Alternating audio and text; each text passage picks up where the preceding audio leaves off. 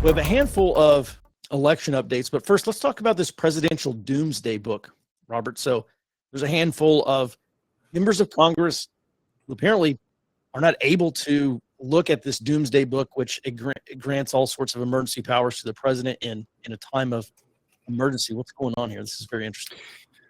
Good morning, Mike. Yeah, and the most interesting part to me is that the successive administrations since this Doomsday book was put together a few decades ago have actively blocked Congress from accessing the contents of these documents. It's called the Presidential Emergency Action Documents. It's a set of legal interpretations put together by White House lawyers over the decades. And currently, Senators Rand Paul, Republican from Kentucky, Mike Lee, and actually Democrats from Connecticut, that's Richard Blumenthal and Chris Murphy, are trying to get access to these documents.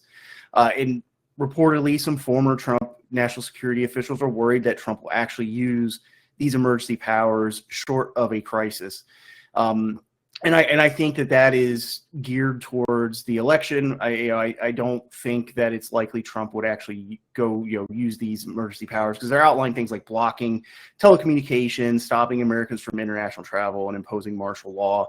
And I think the former Trump officials, this is geared towards probably scaring on the fence voters into moving into the Harris camp. Mm-hmm.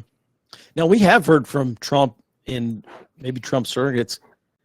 Trump has talked about invoking the Insurrection Act. If far left groups come out and start rioting again, he says we're not going to go through this again. And frankly, I can see a scenario like this playing out, or potentially playing out, where they actually do try to bait Trump into using some kind of these emergency powers, and this just fires up the anti-fascist machine again. Because we're going to talk about this in much greater detail on Friday. There's a handful of things that we want to cover, but I want to make sure we have enough time to discuss these things specifically.